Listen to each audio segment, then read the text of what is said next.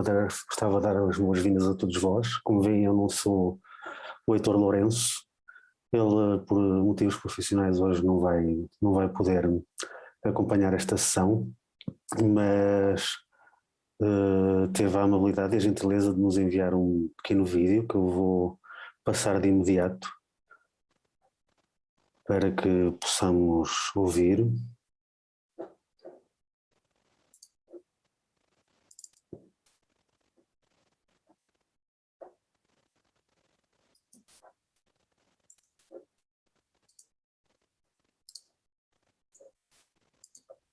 Olá a todos.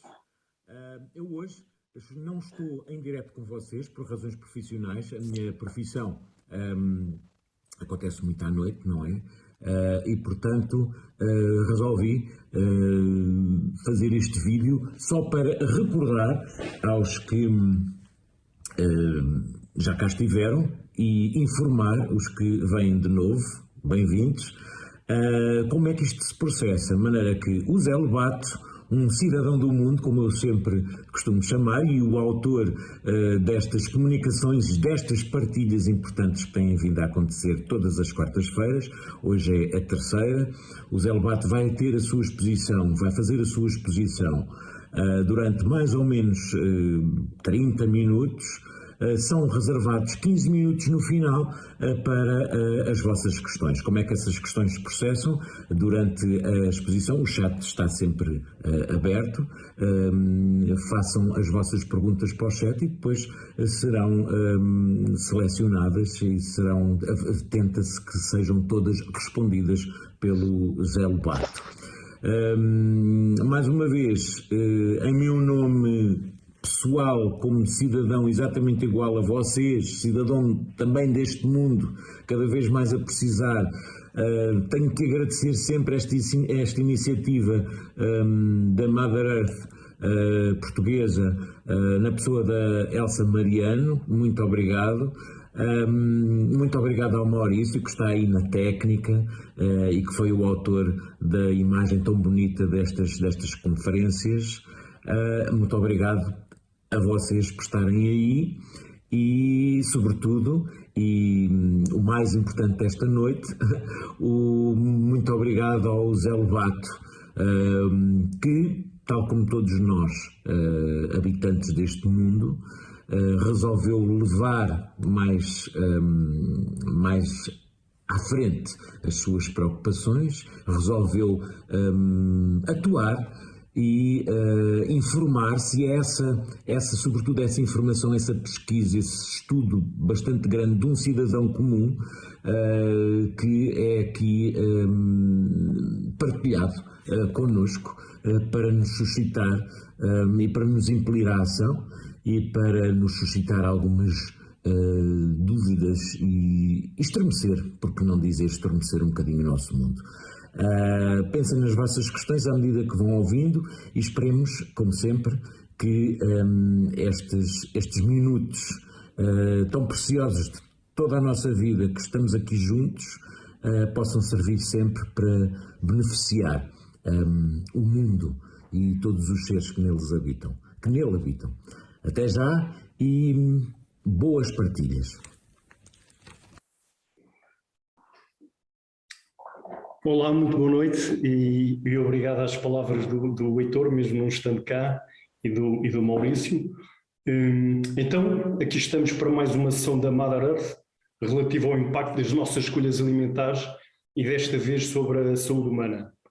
E relembrar-vos, mais uma vez, como referi na apresentação do módulo 1 e 2, que estes webinars são um contributo para um futuro mais sustentável, onde partilho convosco o resultado de algumas pesquisas nos últimos anos. Obrigado pela vossa presença mais uma vez e começamos então com a apresentação. Quero partilhar aqui o ecrã.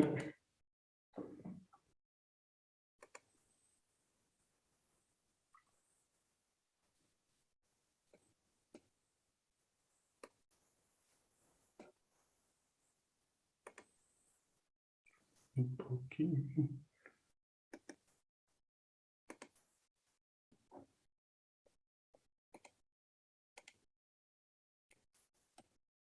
Ok.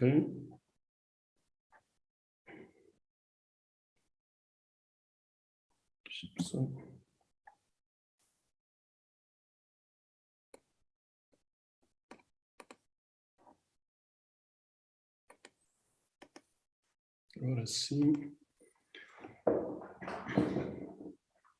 Bom, portanto, nos 4 módulos deste conjunto de palestras temos estado a abordar os impactos das nossas escolhas alimentares no ambiente, na ética animal, na saúde humana e na justiça climática e social. O módulo de hoje, como referimos, será focado na saúde humana. Portanto, a apresentação possivelmente terá um pouco mais de 30 minutos, talvez próximo dos 40 minutos. Recordo uma vez mais o objetivo deste conjunto de apresentações, que será basicamente o despertar para uma consciência clara da realidade do nosso mundo e o despertar para a vontade de agir pela sobrevivência das espécies e pela nossa própria sobrevivência. A apresentação deste terceiro módulo será dividida em 5 capítulos. Primeiro, causa de morte dos humanos.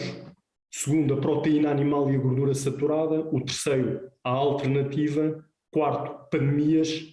E quinto, o paradigma da saúde. O primeiro capítulo vai incidir sobre 3 temas, e este, causas de morte dos humanos, os 3 temas serão de que morremos nós, a obesidade e o poder da publicidade. Então, e de que morremos nós atualmente no mundo e em Portugal? A verdade é que em 2017, entre as 10 doenças que mais matavam no mundo, as 2 primeiras eram as doenças cardiovasculares, ataques cardíacos e AVCs, 32%, e doenças cancerígenas com 17%.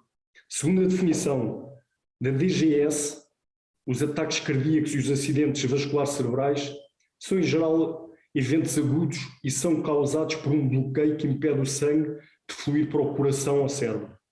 E a razão mais comum disso é o acumular de depósitos de gordura nas paredes internas dos vasos sanguíneos que irrigam o coração ou o cérebro. E em Portugal? Em Portugal, do que se está a morrer?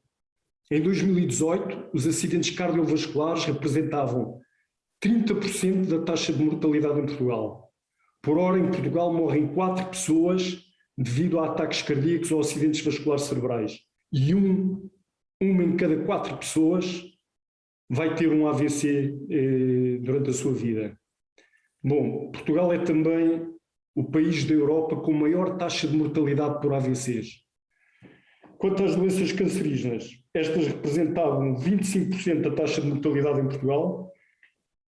Os tumores malignos provocavam em Portugal 3 mortes por hora e em 1960 morriam, só para termos aqui uma ideia do crescimento do número de mortes por doenças oncológicas, em 1960 morriam 8.800 pessoas em Portugal e em 2018 morriam 27.850. Portanto, a verdade é que, e vendo bem, o aumento da população entre estes 2 períodos, que foi de 8,8 para 10,3 milhões de pessoas, não justifica de todo o aumento da mortalidade por cancro, pois o número de óbitos por cancro aumentou 216% nesses 58 anos, enquanto a população aumentou apenas 17% nos mesmos 58 anos. O segundo tema deste primeiro capítulo será a obesidade. Como sabemos, todos, e penso que todos sabemos isso, a obesidade tem um enorme impacto na saúde e está associada a mais de 200 outras doenças, como diabetes, hipertensão arterial, apneia do sono, síndrome metabólica, doenças cardiovasculares, incontinência urinária. Está ligada também a cerca de 13 tipos de cancro e é também responsável por alterações musculoesqueléticas, infertilidade, depressão, diminuição da qualidade de vida e aumento da mortalidade. Isto faz com que represente também um enorme encargo económico pelos seus custos diretos e indiretos. Esta doença, bastante complexa, é já um dos principais problemas do século XXI e atingiu proporções epidémicas. Segundo o Centro de Investigação de Cancro do Reino Unido, a obesidade é responsável direta por 13 tipos de cancro. Estamos a falar de cancro da mama, intestino, do pâncreas, esófago, fígado, rins, parte superior do estômago, vesícula biliar, do útero, do ovário, da tiroide, do mieloma múltiplo, que é um tumor no sangue, e do meningioma, que é tumor no cérebro. Assim, em maio de 2018, a OMS declarava guerra, e de acordo com toda a informação científica disponível, declarava guerra à gordura saturada que está presente em alimentos de origem animal. E em Portugal, como estamos em termos de obesidade? Estes são dados da DGS de 2018. A verdade é que, segundo a DGS, 57% da população portuguesa era obesa. Nisto, 59% dos homens adultos tinham excesso de peso, tal como 55% das mulheres adultas, 25% das crianças e 81% dos idosos. E todos sabemos que, no fundo, a obesidade e o excesso de peso são geralmente causados quando as calorias extra são armazenadas como gordura corporal. Só a título informativo, e segundo um levantamento também muito recente, o consumo de carne entre os portugueses é 4 vezes superior ao recomendado na roda dos alimentos, de acordo com a balança alimentar portuguesa para o período 2016-2020. A dieta moderna nos países desenvolvidos baseia-se em excesso de gordura animal, excesso de proteína animal, excesso de calorias, excesso de açúcar, falta de nutrientes, vitaminas e minerais, alimentos não locais, alimentos não biológicos, alimentos não sazonais e, na verdade, atualmente, já há mais gente obesa no mundo do que pessoas a passar fome. Segundo a FAO, a cada ano, a obesidade no mundo tem aumentado em média 4,8%. O terceiro tema deste primeiro capítulo, vamos também poder ver a questão da publicidade e como o poder da publicidade nos empurra cada vez mais para uma alimentação não saudável. Todos sabemos que com o tempo os alimentos tornaram-se mais baratos, maiores, mais saborosos e mais calóricos, e ao mesmo tempo a publicidade e o marketing de alimentos tornou-se bastante mais sofisticada. Por exemplo, os anúncios, as promoções de preços de alimentos não saudáveis e o local até onde os produtos são colocados numa loja têm um impacto tremendo no nosso comportamento. A verdade é que vender comida e bebida tornou-se um grande negócio. E a verdade é que são gastos muitos milhões todos os anos para nos influenciar a comer cada vez menos saudável. Ora, desse modo, torna-se também cada vez mais difícil de sermos saudáveis e esse é um dos principais motivos pelos quais há cada vez mais pessoas obesas. Há estudos em Inglaterra que demonstraram que crianças expostas a mais publicidade de junk food correm um risco maior de serem obesas. Os anúncios de junk food chegavam a aparecer até 9 vezes por hora nos horários de TV, nos picos da audiência das crianças. E os números do Serviço Nacional de Saúde britânico mostram que os níveis de obesidade infantil na Inglaterra atingiram os mais altos de sempre. Portanto, para interromper esta publicidade agressiva no Reino Unido, o governo lançou uma nova estratégia já em 2020 para com o objetivo de reduzir a obesidade infantil para metade até 2030. E este plano incluía restrições ao marketing de junk food na TV e online e restrições sobre como e onde os alimentos e as bebidas não saudáveis podem ser promovidas nas lojas. Portanto, isto foi um estudo fornecido pelo Centro de Investigação de Cancro do Reino Unido. Assim, a síntese do mais relevante deste primeiro capítulo, entre as doenças que mais matam, as cardiovasculares e as cancerígenas representam 49% da taxa de mortalidade total. Na obesidade vimos que há cada vez mais gente obesa e que a obesidade está relacionada com 13 tipos de cancro e com mais de 200 outras doenças. E quanto à publicidade, vimos como representa um papel preponderante nos nossos hábitos alimentares e que, na verdade, é preciso aprender a regulamentá-la. O segundo capítulo, sobre o modo como nos alimentamos, iremos incidir, sobretudo, nas fontes de proteína animal e gordura saturada, ou seja, em 3 tipos de alimento: os laticínios, a carne e o peixe. Começando com os laticínios. Deixem-me começar por vos apresentar de seguida a sequência maravilhosa da obtenção de leite a partir de vacas felizes. Bom, começa com a inseminação, o primeiro passo, inseminação artificial ou violação violenta propriamente dita. Depois, o bezerro é retirado à mãe passado poucos dias, porque o leite é para nos alimentar e nós os humanos e não para o filhote da vaca. Terceiro, seguido ao bezerro é fechado numa jaula apertada para não se movimentar e alimentado com uma fórmula sem ferro para não ganhar músculo e assim poder ser abatido rapidamente para que a sua carne de bebê seja o mais tenra possível. Todos nós adoramos um bom bife de carne de vitela bem tenrinha. Com a frequência da ordenha do leite de vaca, usando um aparelho de sucção e devido à intensidade com que é sugada, parte das vacas desenvolve infecções nas glândulas mamárias a que chamamos mastites.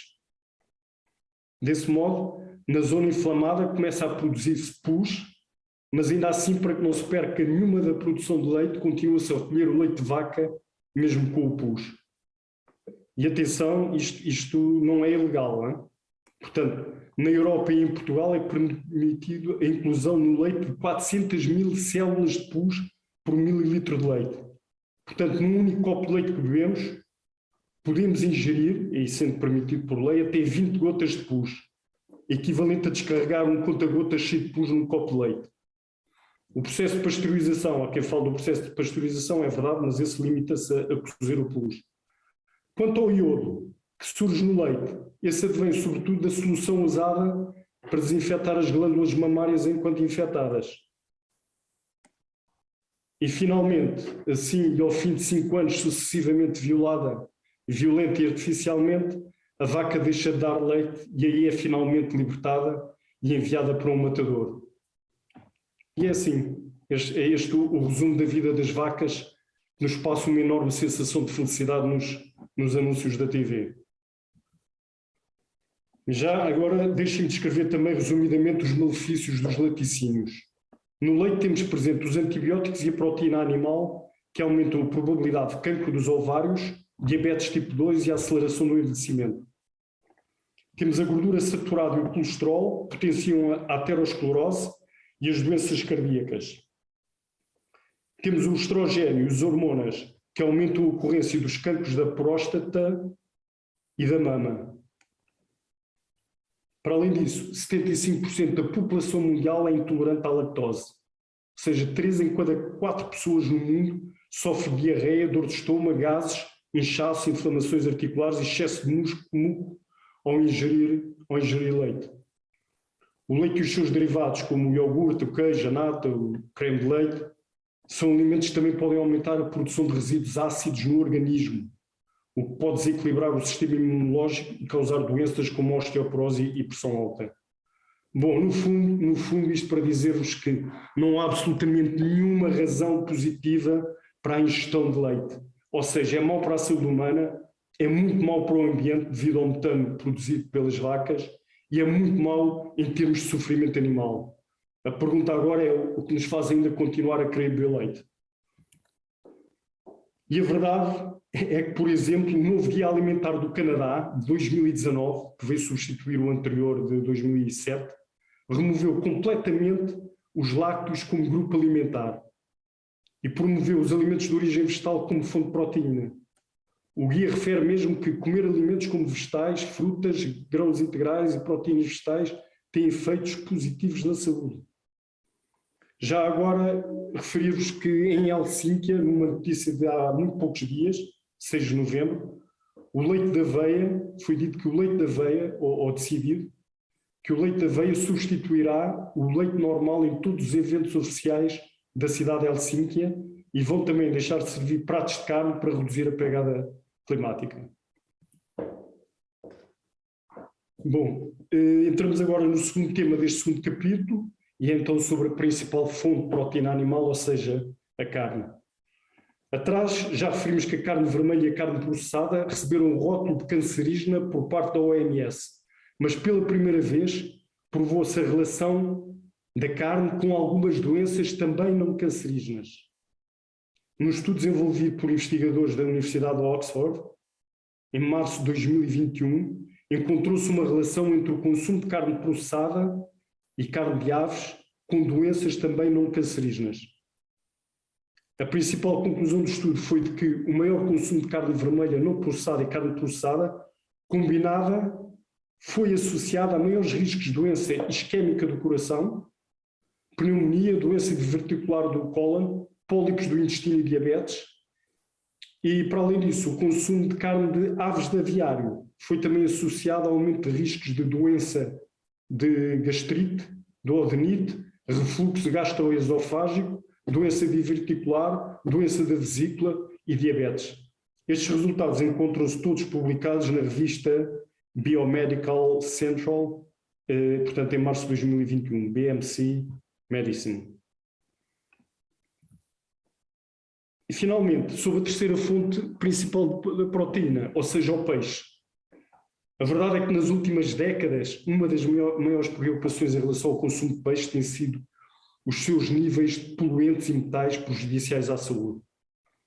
E entre eles estão os produtos químicos industriais.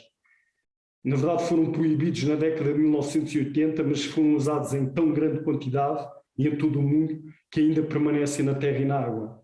E são associados a uma série de efeitos prejudiciais, desde o sistema imunológico ao cérebro. Embora esses produtos estejam presentes em quase tudo, dos laticínios à água potável, os níveis mais elevados encontram-se nos peixes. Outra preocupação com o peixe é o mercúrio, que é uma neurotoxina que pode passar pela placenta e afetar o desenvolvimento do feto humano. Há inúmeras relações entre a ingestão de mercúrio e o cancro, a diabetes e as doenças cardíacas. E embora o mercúrio também possa ser encontrado noutros alimentos, como legumes e verduras, um estudo já provou que 78% da ingestão de mercúrio é proveniente de peixes e frutos do mar. E o que se espera é que esse problema possa piorar ainda mais, pois há evidências que sugerem que os níveis de mercúrio encontrados no oceano possam aumentar à medida que a temperatura do planeta sobe. Portanto, há estudos que mostram que com o degelo do Ártico, a libertação de mercúrio nas águas vai aumentar, mercúrio esse que estava retido no gelo congelado.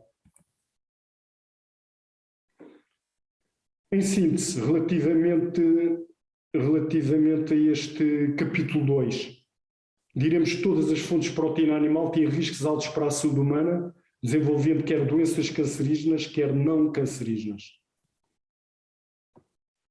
Terceiro capítulo. Neste terceiro capítulo iremos então conhecer uma alternativa mais saudável à alimentação de base animal, iremos perceber se estamos mais próximos dos herbívoros ou dos carnívoros e qual a relação com a longevidade e desempenho desportivo desta alternativa mais saudável.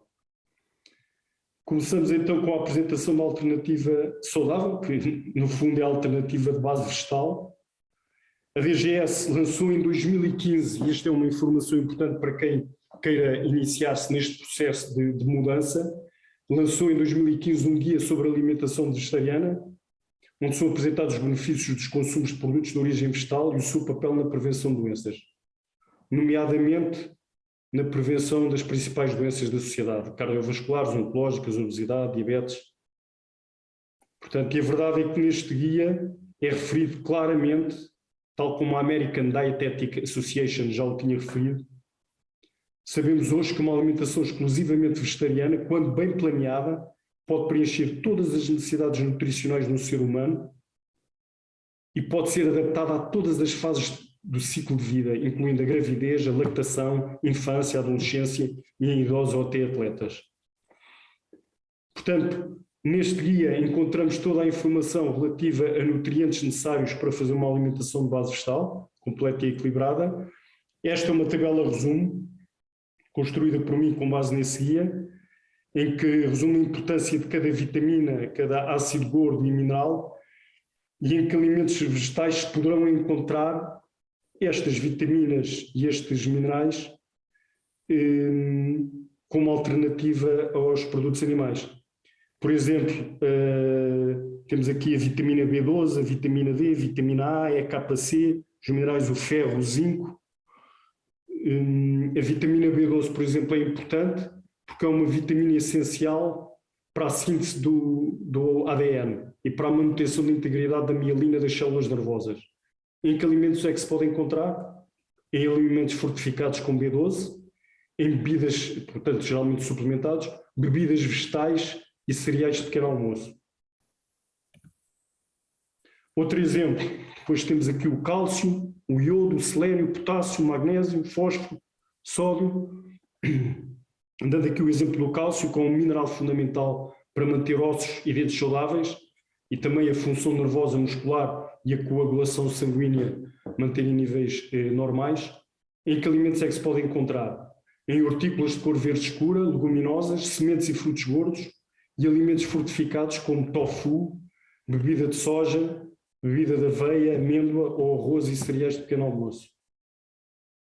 É importante também referir que, portanto, que no caso de uma mudança de regime alimentar é fundamental fazermos também, ou termos o cuidado de acompanhar, fazer este acompanhamento por um nutricionista inicialmente, mas obrigatoriamente deve ser acompanhado por análises, execução ou realização de análises regulares ao sangue, podem ser anuais, para aferir dos valores, sobretudo das vitaminas e dos minerais, para além dos outros gerais, não é? Como os colesteróis, os triglicéridos, tudo aquilo que geralmente é pedido numas análises ao sangue. A BBC, em 2020, referia que, de acordo com as estatísticas mais recentes, já há cerca de 375 milhões de vegetarianos no planeta. E em março de 2018, portanto, a revista Forbes publicou o impressionante número de pessoas que estão a diminuir ou abandonar o consumo de carne no mundo. E esse valor é de 70% de toda a população mundial já iniciou um processo de redução de consumo de proteína animal. Neste caso, proteína animal, não, de carne. Nos Estados Unidos, o número de pessoas que se declaram veganas subiu 600% nos últimos 3 anos. E de acordo com a analista da Global Data, que foi quem fez este levantamento, a mudança para uma alimentação baseada em plantas está a ser liderada principalmente pelos jovens millennials. No fundo, estes jovens mostram-se cada vez mais interessados em saber de onde é que vem a comida, o sofrimento que ela provoca nos animais e quais são os impactos dela sobre o meio ambiente. Agora, deixem-me partilhar também convosco esta descoberta científica realizada em 2014. Os investigadores questionaram sempre sobre o porquê dos outros mamíferos poderem comer uma dieta rica em carne vermelha sem consequências para a saúde.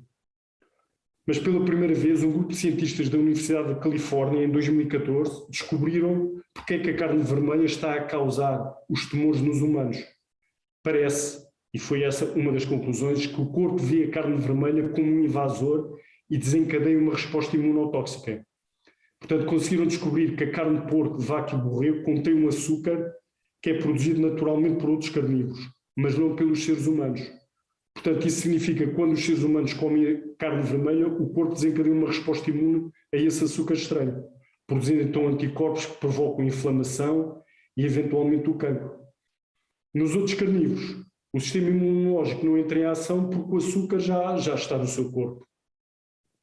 Entretanto, para conseguirem provar esta tese, os cientistas fizeram modificação genética de alguns carnívoros de forma a que não produzissem esse açúcar, e a verdade é que esses desenvolveram também, naturalmente, tumores, tal como os humanos, quando alimentados com esse açúcar contido na carne vermelha. Portanto, isto parece uma descoberta científica bastante relevante. E quanto à questão de nós humanos estamos mais próximos de ser carnívoros ou herbívoros?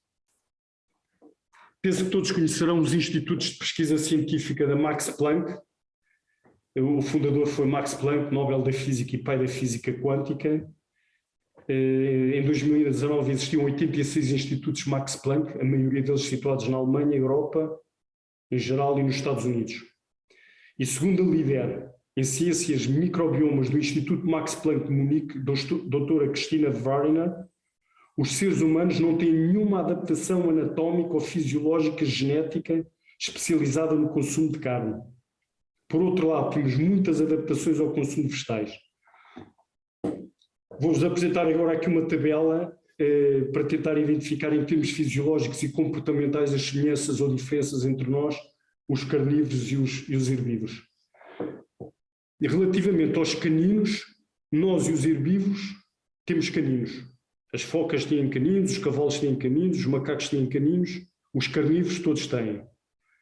Relativamente à transpiração, nós e os herbívoros todos transpiramos. Os carnívoros não têm glândulas sudoríparas. A hidratação, nós humanos e os herbívoros sorvemos a água, enquanto que os carnívoros lambem a superfície da água. As garras, humanos e herbívoros não têm garras, os carnívoros têm garras afiadas para rasgar a carne. O movimento das mandíbulas é lateral, para moer, enquanto que os carnívoros, o movimento é praticamente só vertical, para rasgar e engolir pedaços.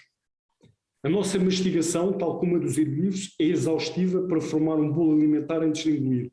Nos carnívoros, praticamente não mastigam, cortando os pedaços maiores e engolindo. A saliva, temos enzimas digestivos presentes na saliva, enquanto que os carnívoros não têm enzimas digestivos.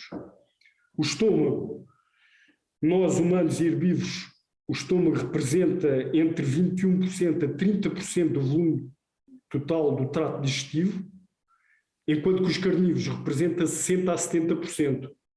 Portanto, o seu estômago é muito maior porque comem poucas vezes, mas muita quantidade, ao contrário dos humanos e herbívoros que comem muitas vezes.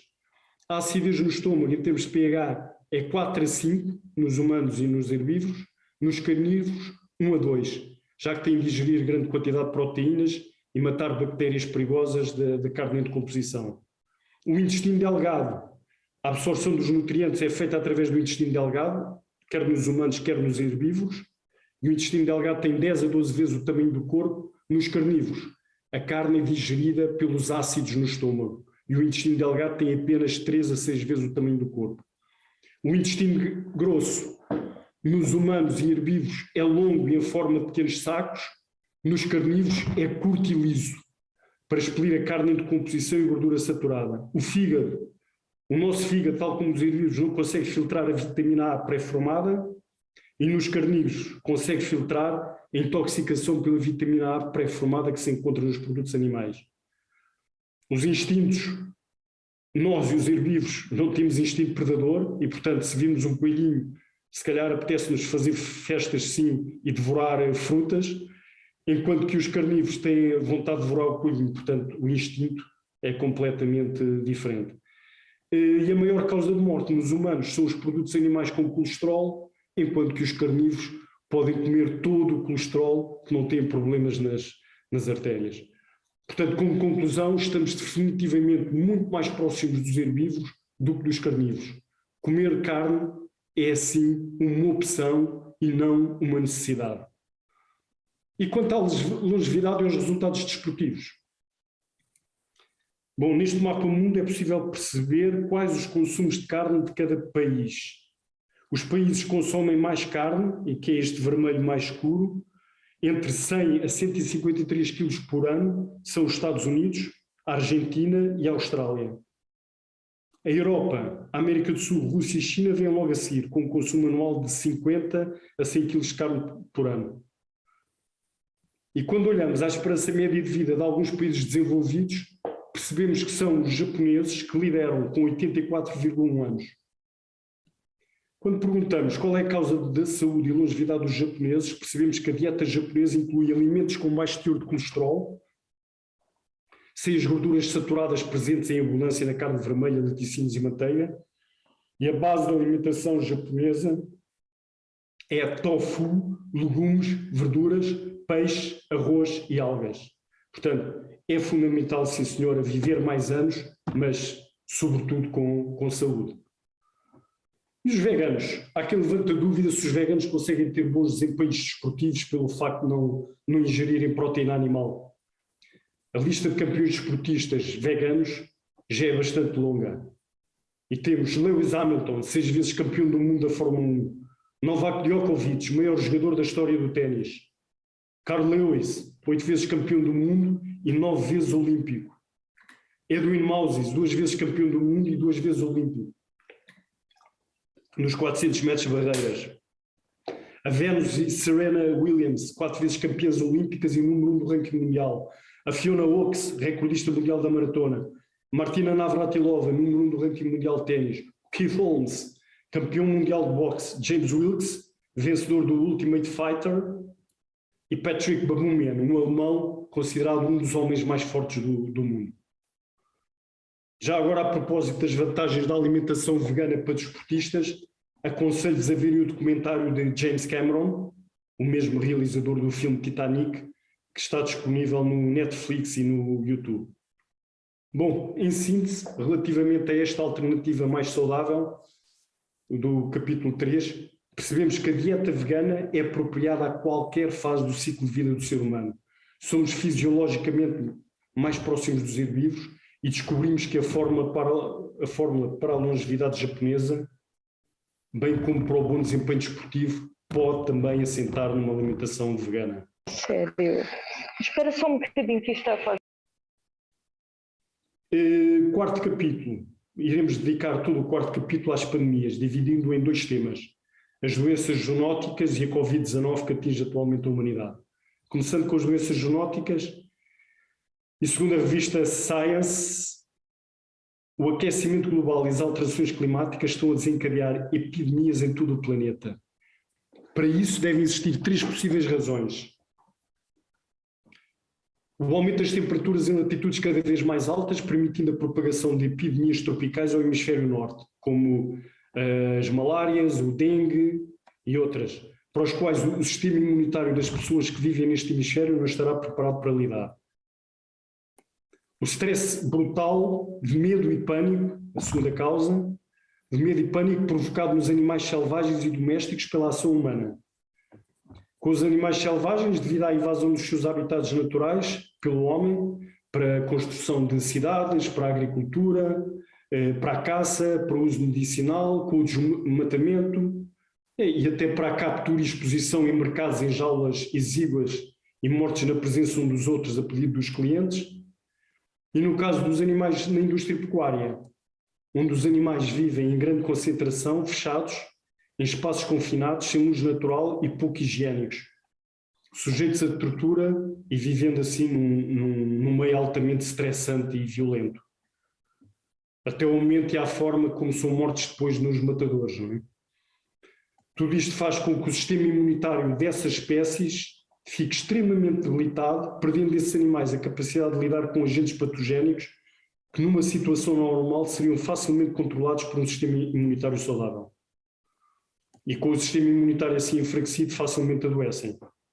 A terceira e última causa do aparecimento das epidemias temos, ou como potencial causa, porque até agora ainda não houve razões para isso, temos o degelo do permafrost, que irá pôr em contato com o ar matéria orgânica, com os seus vírus e bactérias congelados há muitos anos atrás, e agora reativados. Esses agentes patogénicos ficarão agora livres para atacar inclusive o ser humano, cujo sistema imunitário não está preparado para lidar com eles. Depois, a proximidade do ser humano a estas espécies fará o resto. A verdade é que todas as epidemias de que há registro, 75% foram de origem zoonótica. Isto é, passaram dos animais para os seres humanos. Já agora só uma pequena nota, grande parte da informação que iremos ver nos slides seguintes sobre a pandemia resultam da consulta deste relatório chamado de Food and Pandemics, um relatório editado pela Proveg Internacional de julho de 2020. Esta interação entre homens e animais é alarmante, dado o apetite mundial em rápido crescimento por proteína animal, com a previsão do aumento da produção de carne e leite em aproximadamente 15% até 2028, devido ao crescimento da população e aos níveis de prosperidade, aumentará o risco de futuras pandemias se tornarem ainda mais intensas e frequentes. Há evidências substanciais de que surtos de doenças transmitidas por animais e outras doenças infecciosas estão a aumentar. A OMS rastreou cerca de 1.500 eventos epidémicos entre 2011 e 2018 e é altamente provável que a atual crise do coronavírus seja apenas um aviso daquilo que está para vir. Os epidemiologistas estão esperando pelo grande problema. Não se, mas quando. E a verdade é que se a taxa de mortalidade de um futuro surto zoonótico mundial for semelhante à do ébola, que é 90%, ou da gripe das aves, 60%, então será o colapso de toda a sociedade como a conhecemos hoje. Veja-se aqui no slide, a gripe sazonal morre uma pessoa em cada 1.000 infectados, a Covid-19 em cada 1.000 infectados morrem 20 pessoas, a gripe A morrem 600 pessoas em cada 1.000 infectados e a ébola 900 em cada 1.000 infectados. E este é, na verdade, o maior receio dos especialistas, é que possa ocorrer um surto pandémico com uma taxa de letalidade idêntica à da gripe A ou da ébola. Portanto, estamos a viver no meio da sexta extinção em massa no planeta e enfrentamos um rápido processo global de perda de biodiversidade. Pela primeira vez na história do planeta, este tipo de evento está a ser causado pelo homem. As nossas ações já impactaram fortemente em mais de 75% da superfície terrestre da Terra e alteraram já significativamente a composição da sua fauna e flora. As consequências são dramáticas, mais invasão e destruição dos ecossistemas naturais, o que significa maior exposição a vírus desconhecidos e um risco aumentado de propagação zoonótica. Sendo assim, substituir produtos de origem animal por alternativas vegetais pode ajudar a transformar o nosso sistema alimentar numa solução multiproblema. E porquê é que digo multiproblema? No fundo, essa solução fornece não apenas uma estratégia de mitigação para o risco de futuras pandemias, mas também uma solução parcial para alguns dos desafios mais antigos da humanidade. E aqui estou a referir-me às mudanças climáticas, à destruição ambiental, à fome mundial, às doenças por estilo de vida, à resistência antimicrobiana e ao próprio sofrimento animal. Quanto ao Covid, é importante referir que a Covid-19 é pelo menos a sexta pandemia global de saúde desde a grande pandemia da gripe de 1918. Estima-se ainda assim que outros 1,7 milhões de vírus atualmente não descobertos existem em mamíferos e pássaros e cerca de 850 mil podem ter a capacidade de infectar pessoas. Portanto, as mesmas atividades humanas que impulsionam as mudanças climáticas e a perda de biodiversidade também aumentam o risco de pandemia. Destacam-se mudanças como a forma como os humanos usam a terra, a expansão e intensificação da agricultura e o comércio, a produção e o consumo insustentáveis. No fundo, tudo isso perturba a natureza e aumenta o contato entre vida selvagem, gado, agentes patogénicos e pessoas.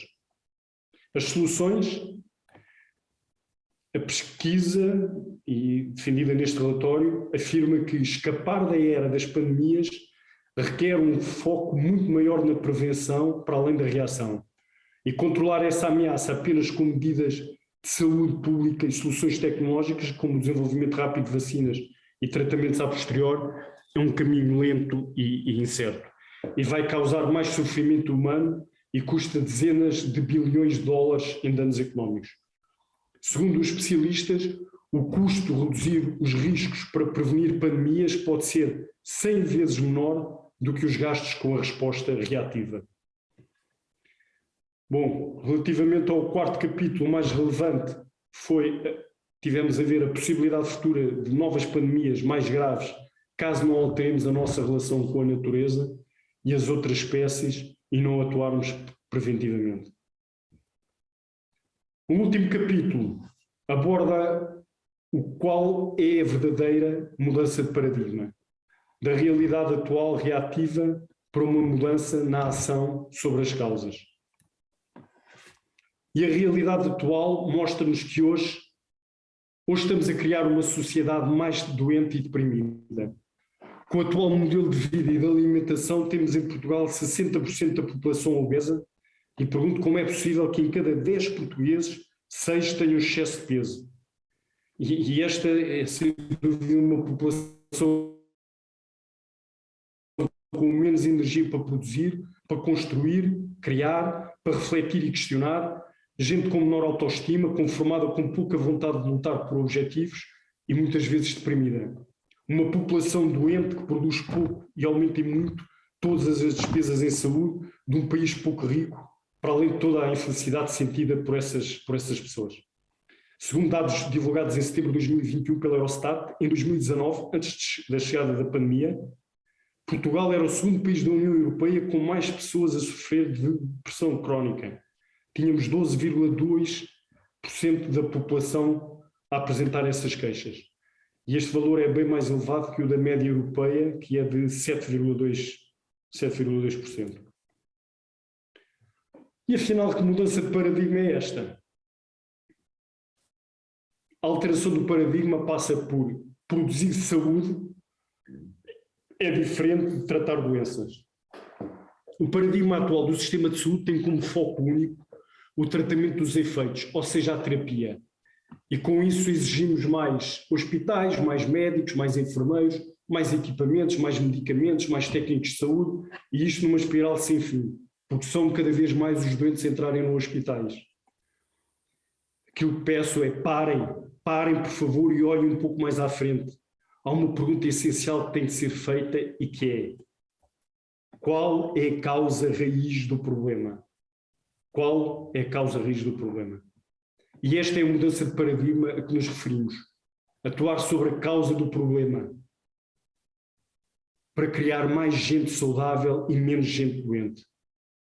E esta é, na verdade, a única forma inteligente, a única forma racional e estratégica de controlar este problema, que se encontra hoje, assim como já vos disse, em espiral ascendente. É claro que nos vai obrigar a planear, é claro que nos vai obrigar a preparar e a investir a longo prazo numa mudança de fundo. Numa mudança de fundo e num novo modo de viver a nossa existência. Esta mudança passa por mudar consistentemente os nossos hábitos, insistindo em 1. Abandonar o consumo de produtos de origem animal e passar a consumir mais alimentos vegetais integrais e ricos em fibras, biológicos, sazonais e locais. 2. Praticar mais atividade física e sobretudo ao ar livre e em contato com a natureza. Caminhadas, passeios de bicicleta, dança, desporto na praia, na montanha, nos campos, nos jardins, campismo e outros. 3. Mais interação social com amigos, vizinhos, família, comunidade e em ações de voluntariado e solidariedade. 4. Exercitar o cérebro e a sua criatividade pela leitura, pela escrita, pela música, por jogos, aceitando desafios, assistindo a espetáculos culturais. Quinto, fugir ao stress excessivo, quer profissional, quer pessoal, respeitando religiosamente um tempo para trabalho e outro para lazer. O stress emocional, e eu penso que todos sabem isso, quando em excesso reflete-se sempre na fragilização do sistema imunitário e na consequente manifestação física com o aparecimento de doenças, por vezes, muito graves. A prática regular de meditação e atividades como o yoga, tai chi, qigong, biodança ajudam decididamente a controlar o stress. E por fim, e sexto, desenvolver a sua espiritualidade.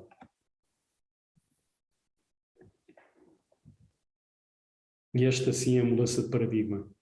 No fundo, o objetivo desta alteração de paradigma é poder ser mais feliz, vivendo uma vida mais longa, mais plena e com mais saúde. Obrigado pela vossa atenção e fico ao dispor agora para questões. Muito obrigado. Olá, José. Maurício. Obrigado pela tua apresentação. Tem sido, à semelhança das anteriores, bastante completa. Isto realmente, como nós estávamos a falar logo antes de abrirmos a sessão, isto é um tema que dá para mangas, não é? Estaríamos aqui uma série de tempo a falar, até porque, e como possivelmente já terás passado por essa experiência também, quando se fala de alimentação e quando uma pessoa diz, quando dizemos que somos vegetarianos a alguém, todas as pessoas tornam rapidamente nutricionistas e começam a achar milhentas questões e começam a colocar milhentos obstáculos: onde é que vamos buscar a proteína, onde é que vamos buscar a B12, onde é que vamos buscar isto e aquilo e aquilo outro, e esquecem-se que a própria alimentação, aquela dita, entre aspas, normal, mainstream, também, além de trazer toda uma série de complicações, como tu bem demonstraste agora, também tem um grande déficit de muitas das coisas que essas pessoas depois apontam aos vegetarianos, como eles eventualmente tendo déficit disso. Eu acho que isto há aqui um grande peso cultural na questão da nossa alimentação. Há um peso cultural que já vem de anos e anos e anos e anos e anos, e quando as coisas mudam, muitas vezes muitas vezes não, eu diria que sempre, estas mudanças trazem obstáculos, não é? Portanto, as pessoas são avessas muitas vezes a mudarem, e quando diz respeito àquilo que comem, parece que ainda mais avessas se tornam. Por isso é que, quer dizer, nós acabamos recentemente de assistir à COP26, e a alimentação foi, como nós chamámos a este evento, o elefante na sala. Só se falava de combustíveis fósseis e que tem a sua importância, como é lógico, mas de facto nós não damos muita importância a isto, e no que diz respeito à nossa saúde é a mesma coisa. Como tu falavas aqui num dos slides, somos mais reativos do que propriamente, e quando digo nós, é como sociedade, logicamente, não estou a apontar eu ou tu ou outras pessoas, mas como sociedade somos mais reativos do que proativos. Em vez de preocuparmos-nos em viver uma vida, e enquanto cá estamos, porque todos nós vamos, um dia destes, morrer, portanto isso é uma inevitabilidade, não é?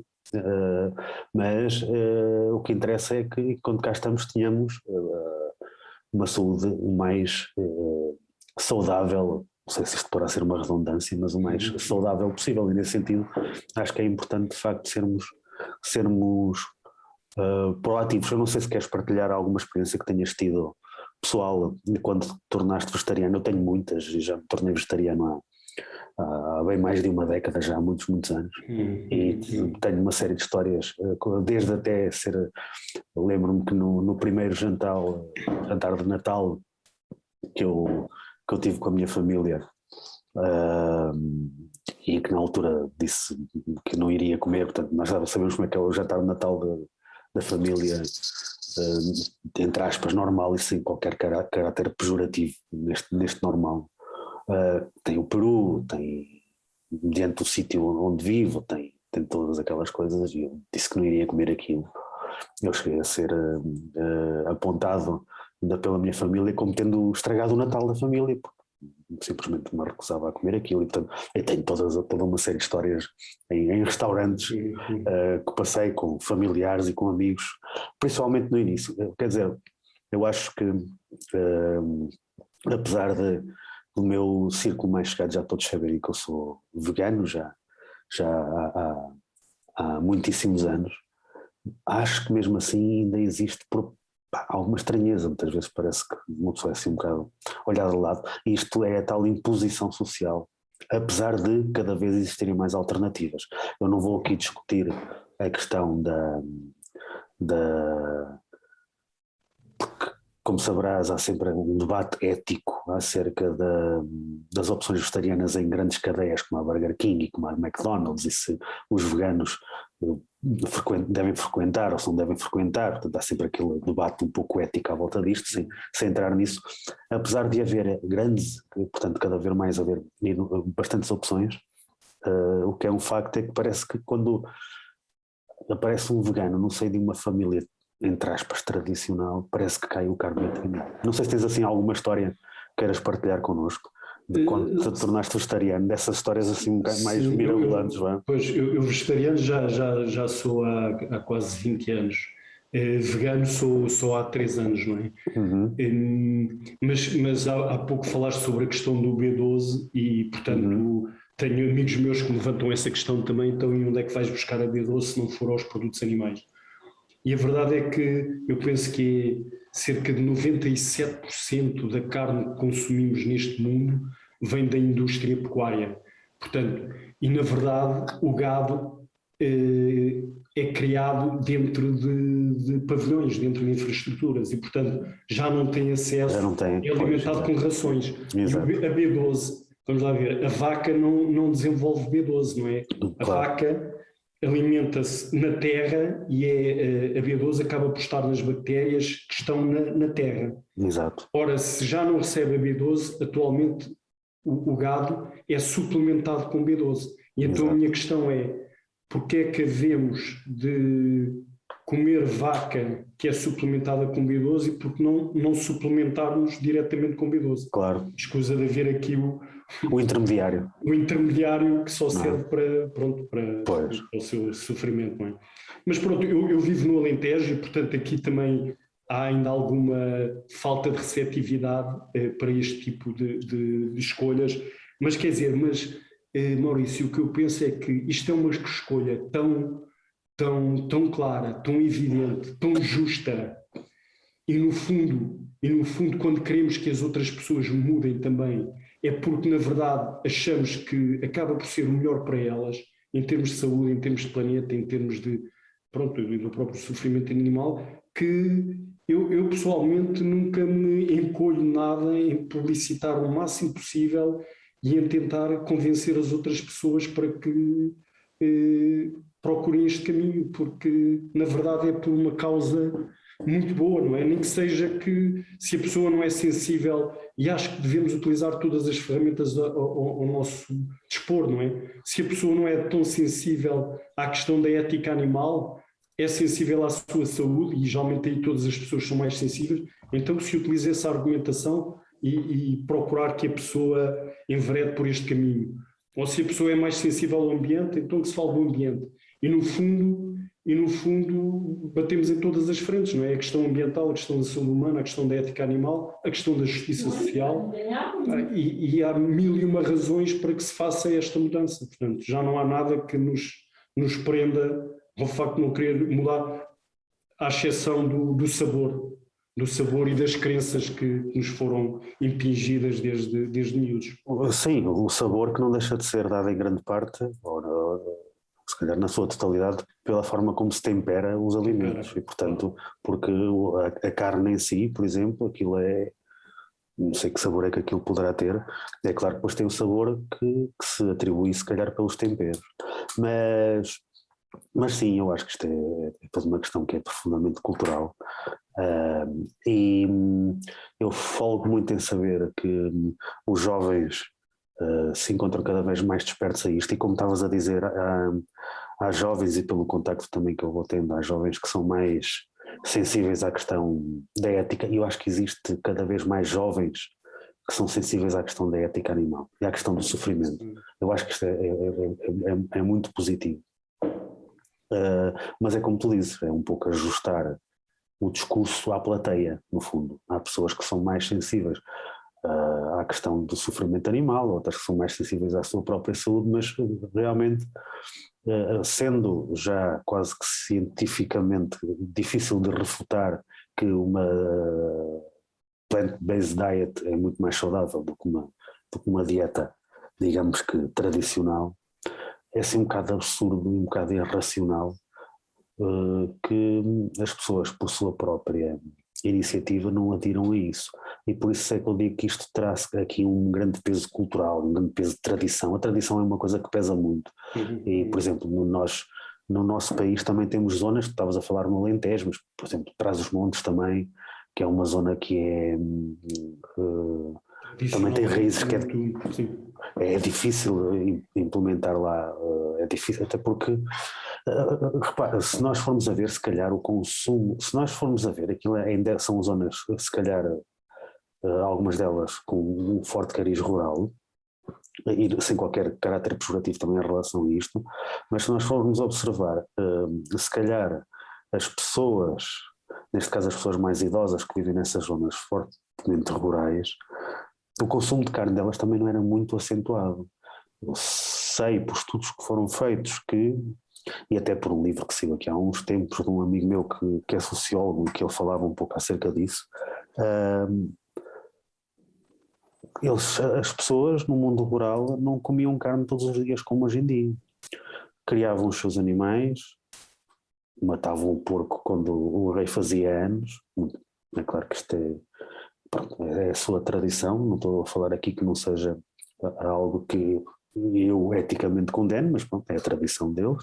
Mas, ou seja, a maior parte da alimentação, eu lembro-me, por exemplo, mesmo aqui na cidade, o meu avô, qualquer um dos meus avós comia carne, bifes, sei que assim, para falar um termo mais genérico, se calhar 2 ou 3 vezes por mês. A maior parte da alimentação destas pessoas mais velhas, eu falo dos meus avós, portanto pessoas já que agora teriam 80 e muitos, essencialmente é também muito à base de vegetais, incluíam a carne assim muito raramente em épocas festivas. E isto aqui, de alguma maneira, e porquê? Porque isto já é aqui um pouco um tema para eventualmente poder-se discutir, porque alimentar famílias que na altura eram extremamente pobres com carne era algo que seria extremamente caro também. E isto vem um pouco também refutar aquele argumento que muitas vezes se usa de que os veganos, só se é vegano se tivermos dinheiro para comprar os produtos veganos, o que é um profundo disparate. Existe esta ideia que sai cara uma dieta plant-based, ou porque se calhar pensou que temos de comprar produtos processados para satisfazer as nossas necessidades alimentares e isso poderá encarecer a dieta, mas isto é profundamente errado. Eu acho que aliás existe um coletivo brasileiro, que não sei se já terás ouvido, que são os veganos periféricos, poderão acompanhar no Facebook, e eles vivem na periferia, vivem no Brasil, no Rio de Janeiro, na periferia, e eles têm uma série de receitas e publicam toda uma série de informação de como além de mais saudável, pode tornar-se também menos dispendioso. Mas, voltando à situação da alimentação com carne, das pessoas mais idosas, se calhar, como tu acho que demonstraste ali num gráfico, o consumo de carne, a partir de uma certa altura, e se nós observarmos a realidade portuguesa, é que teve um aumento exponencial, talvez, se calhar... Maurício, não se está a ouvir muito bem. Não sei se já estás a ouvir melhor, eu estou aqui com, acho que são... Agora melhor, sim. Acho que são problemas, que eu ouvi aqui umas interferências também. Isto para dizer que aquelas pessoas que agora teriam 80, 90, por aí, e eventualmente, que não consumiam muito, e foi se calhar mais a geração, talvez, nascida na década de 60 ou de 70, e eventualmente mais na década de 70, que começou a verificar-se um aumento do consumo de produtos de origem animal. Isto talvez esteja um pouco associado, não sei o que é que tu achas disto, mas talvez esteja um pouco associado também à constatação, como tu mostraste, do surgimento de toda uma série de doenças em pessoas agora que têm os seus 50, 60 anos, e nós verificamos que problemas que eventualmente não poderiam ter, ou que poderiam ter numa fase mais avançada da sua vida, começam a surgir muito, muito mais cedo, não é? Sem dúvida. Não, inclusive isto já é factual, não é? Pela primeira vez na história da humanidade, a esperança média de vida nos países desenvolvidos está a infletir. Pois. Portanto, deixou de crescer, tem estado sempre em crescimento e pela primeira vez nestes últimos anos começou a baixar, não é? E precisamente associado a esta questão de ingestão de gorduras saturadas e possivelmente vamos deparar-nos com o mesmo problema nos países em desenvolvimento, como a China e a Índia, que estão agora em crescimento económico, portanto com um crescimento económico acelerado, e isso está a fazer com que associem o maior poder de compra à capacidade para poder aceder à proteína animal, não é? Exatamente. Sim, o consumo de produtos de origem animal na China e na Índia tem aumentado. Tem disparado, sim. Tem disparado, e isso acaba por ser, de certa forma, preocupante, porque só a China e a Índia, aquilo é logo quase um quarto, não sei, mas um quarto ou um quinto da população mundial, não é? Portanto, aquilo são muitos sim, milhões e milhões de habitantes. Um terço, pronto, exato. Sim, ou seja, 3 mil milhões. Havendo uma demanda de consumo por parte de uma população tão grande, isto acaba por desequilibrar bastante e, portanto, colocar uma pressão muito grande, não só nos ecossistemas, mas também depois, porque isto acaba por estar tudo interligado. Uma pessoa, o facto de existirem um foco de doenças numa determinada zona do mundo, não quer dizer que elas depois não se possam espalhar de alguma maneira para todo o lado, como é o caso das zoonoses, não é? Portanto, isto acaba por criar toda uma série de desequilíbrios. Está bem.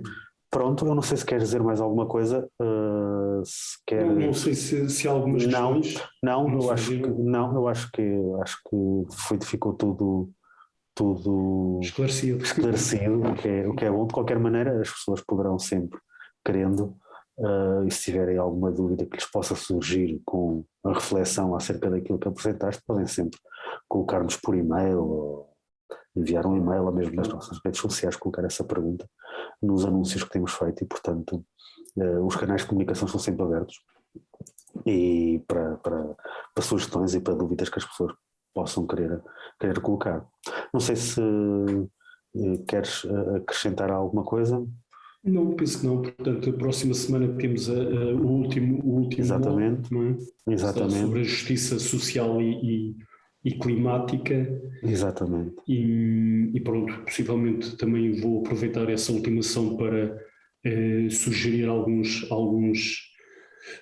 sites interessantes e filmes interessantes e livros interessantes, portanto, e deixar isso como recomendação também para que as pessoas possam aceder e consultar. Ok. E tudo isso. Muito bem, José, mais uma vez, obrigado. Muito obrigado. A tua excelente apresentação, como nos tens habituado.